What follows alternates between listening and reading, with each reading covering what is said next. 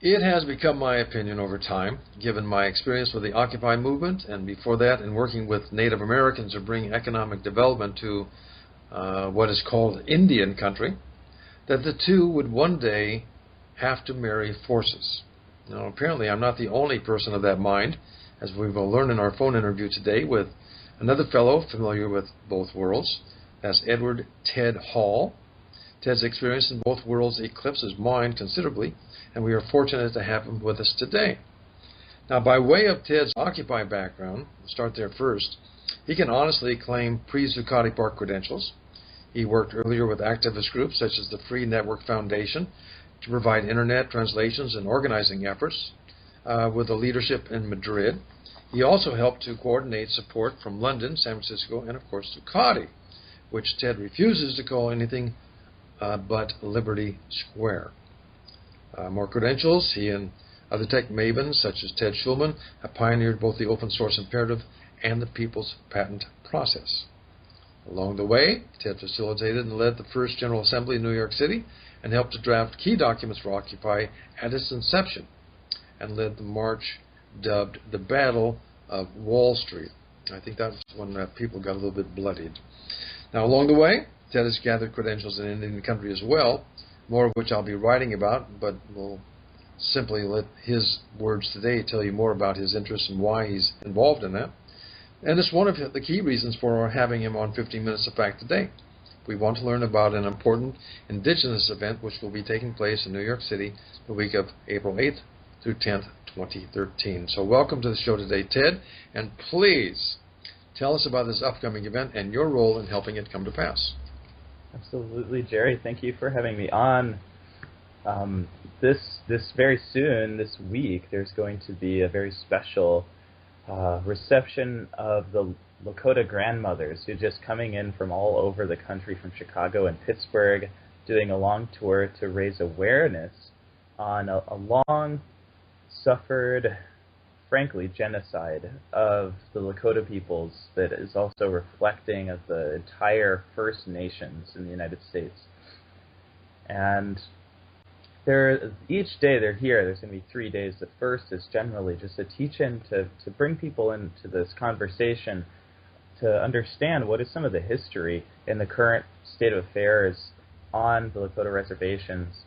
And the second day is going to be an international day of action, as they're calling it, going from Bryant Park up to Times Square and then over to the United Nations. Hopefully it's going to be a really nice warm day, and rallying quite a lot of people in support of the voice of the Indigenous. Tell me, Ted, obviously you have some history involved in this. You were working with Indigenous peoples. Why is it important to you, and probably even more important to the listeners? Why should it be important to them? Well, for me personally, it's important on a spiritual level. In terms of George Washington stated that the integrity of the United States stands upon our adherence to the treaties of the First Nations, and a lot of these treaties are spiritual in nature in terms of Creator's will and wish for the family, for lack of a better word, and that those covenants have been broken. And so I feel that on a spiritual level as a man of faith.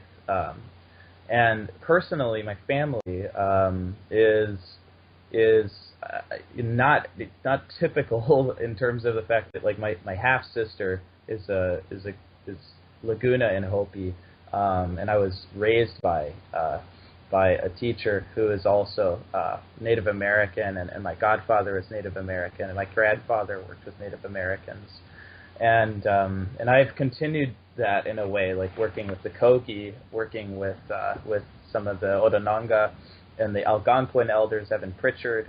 The list goes on in terms of having some time with being raised by Native American community members to understand on a deeper level than just a spiritual level. And then there's well, all of that leads me to actually ask my next question, which is, how does all this lead to or support my belief that Occupy and the American Indian are natural allies in the struggle against big business and bad government? You're talking about the spiritual aspect. Obviously, you know better than to neglect the physical aspects of the harm that's been perpetrated on the Indians. Mm-hmm. Oh, absolutely. So how is this marriage real in your mind? Well, that's from that spiritual to human now to like the material world. You can see the fissures and the cracks and the bleeding and the trauma that all of the communities are holding together as a result of the deeper spiritual issues. And these are real issues. For instance, I mean the Lakota right now are like pretty much the only major defense that the United States and the world has to stop the Keystone pipeline. The KXL pipeline is going from Canada all the way to Mexico, and it's going to be taking tar sands shale, which the tar sands have caused explosive rates of cancer amongst indigenous peoples after their land was stolen. Another nail in a coffin, basically, in a genocidal, like 400-year-long experience of genocide. And if we have this Keystone pipeline go through, that's going to triple our carbon footprint as a planet instantaneously. The other issues have to do with like our water security and our seeds. We've lost 90% of our seeds as a human race already. Like thank you Monsanto for their hard work, their diligent work there, and to save them is our work together with the First Nations legally is very much intertwined with that. Well, it's pretty obvious that these are hot buttons for the Occupy movement. Anything that deals with the environment, anything that deals with genetically altered foods, anything that deals with big business having its way over the rights of individuals, whether they be native or non-native, has got to resonate. So if indeed the Indian is now getting involved, I believe it's because of a movement that's called Idle No More. Do you know anything about that, and how did the Lakota grandmothers participate in that? Well, Idle No More came out of Alberta, Canada, and it was mostly highlighted by Chief Teresa's hunger strike. And there's a longer history behind that a lot of people don't know. There's like 4 chiefs, male chiefs, who were standing up to the parliamentary government of Canada. It was completely continuing to trample on the First Nations there, and they were met with basically mounted horsemen and brutalized. And it was only until like the women elders started raising up, and that's when Chief Teresa did this. She really garnered a lot of attention, and her whole tribe has been basically living in totally impoverished conditions in a nation that wouldn't exist if it wasn't for like an entire nation of indigenous being decimated. Well, you know, there's no ethnic group in North America more victimized by big business and bad government than the indigenous peoples. And it's only now, after the onset of the Great Recession, that the rest of us are getting a taste of what the indigenous peoples have had to bear for literally hundreds of years. So for the Indian, maybe that they're answering the call to be idle no more. For the rest of us, I think the call is wake the hell up. Mm-hmm. Yeah, I believe that it is for us to start to reclaim our history, to understand like why are we where we are, and are we going to continue this way? And the First Nations is beautiful because they did their whole I don't know more is an inherently self-reflecting word, like phrase, and it's like we are no longer being idle. It's a positive direction, and Occupy is very much about sticking it to oppressive and dominating corporations, and there's more to blend in with them over time, and they help really like the history of the country. Even the Iroquois said to to the founding revolutionaries of the United States, that the revolutionaries would accomplish nothing if they didn't work together, if they were not unified. And yes. Well, speaking of history, there's another part that I believe was discovered by a friend of yours, and the fact of something very symbolic value on 3/13/13. That's March 13th. How many years ago? 300 years ago, it was the 360th anniversary of the wall built at the tip of Manhattan, which obviously became known later on as Wall Street. Can you tell us anything about that story? Yeah. Some fellows that I'm working with of the Mennonite Church in New York, their pastor, Mark Perry, had been doing research on the history of the genocides in New York because he felt spiritually obliged, and that it was relevant to a lot of the scripture and kind of the things that we're seeing these days.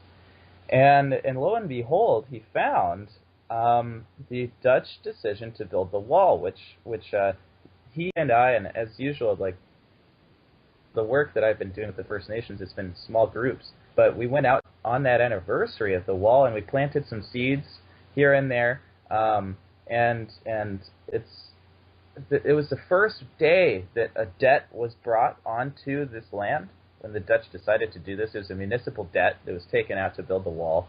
It was the first police state instituted because they also gave the go-ahead for troops to be stationed in everybody's homes to, quote, protect them.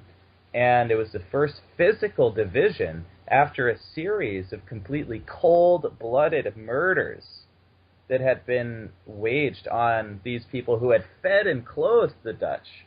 And these were the Lenape. And the Lenape are no longer even in New York. They've been scattered all the way to Delaware.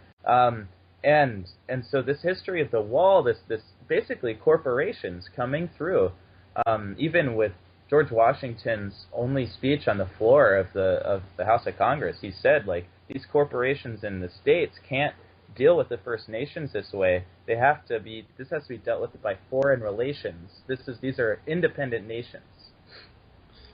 Well, this has been a terrific finding by you and a terrific sharing, Ted. And it leads me to need to end this show with a question about another project on which you're working, which seems to fit right into the theme here, and that's called something, the Local Bill of Rights.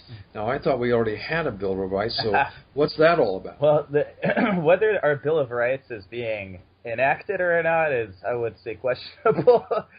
Myself being physically harmed for raising my voice near the wall of Wall Street, but as well as the National Defense Authorization Act. But that aside, a very incredible group of people out of Pennsylvania, the Environmental Legal Defense Fund, have come up with this innovative legal format and system for establishing human rights-based justice at a local level, so at a municipal level.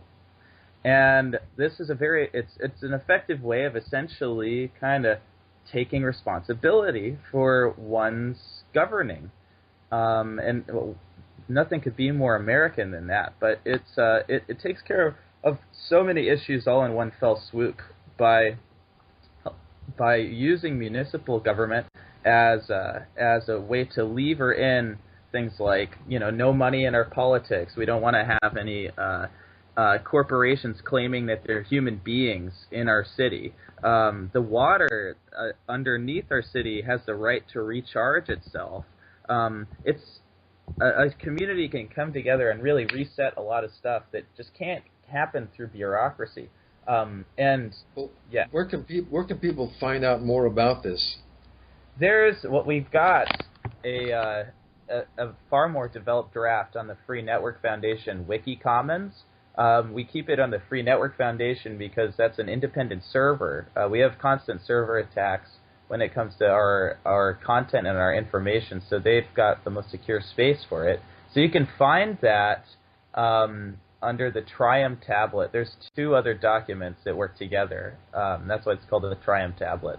But the local and this is a website that they can reach out to. Yes, it's a wiki, so it takes some web literacy to get into it. But we could just share that link with you guys. Well, people can write to you. Those that would like to know more about this. We've run to our maximum on the what we call 15 minutes of fact. We can actually keep you on for 15 hours. But right. Unfortunately, people's eyes would glaze over, as would yours and mine. So I want to thank you on behalf of our 15 Minutes of Fact listeners, the ones who really want to get a maximum amount of good information in a reasonable amount of time. A lot of fans out there, and I want them to share your story with others and let you know that they can reach you. I believe personally your email is Tedward Hall. That's interesting. TEDWARDHALL TEdwardHall@gmail.com. On Facebook, I'll leave a link for that on my writings. LinkedIn, of course, and on Twitter as @TedWard Hall. Tedward Hall. Mm-hmm. And now for details on the New York City happenings, we'll put that up for the LakotaGrandmothers.org, and more can be learned about these fine ladies at that location. So, Ted, is there any last thought you may want to leave our listeners with to complete this interview? Well, I would say that right now it's very important to not fall into the dialects of fear that are very easy to fall into in terms of what we hear going on with current events, and to see that if we look at the First Nations, if the Iroquois have had a treaty that's like 400 years old this year. It's the anniversary of a 400-year-old treaty about the unity of all of our nations through peace, friendship, and respect, and they're still going strong. And if we start to think about in terms of the long term, that humanity is continuing to develop, and for our family is beginning to really to find peace in terms of our day-to-day lives, and that leadership, like unfortunate people in like North Korea and what's happening in Syria, that even these little seeds that we have right now are going to have a big impact. The Dutch, when they came into New York, they said, all we want is just a little bit of land for a few seeds. And now what do we have in New York? And this is 400-something years ago. 400 years from now, the seeds of peace that we laid together will not go unnoticed. But it takes time. So it's a time for patience and a time to work together. Well, Ted, that's great advice, and it's an advice that you're living, and I appreciate that. So this is Jerry Ashton of 15 Minutes of Fact here on WGRNradio.com, thanking our listeners for stopping by to learn more about social change movements and the dedicated and heroic people involved. Be sure to search me out where I blog at the Huffington Post, and follow me as well on Twitter as @WrittenOffUSA.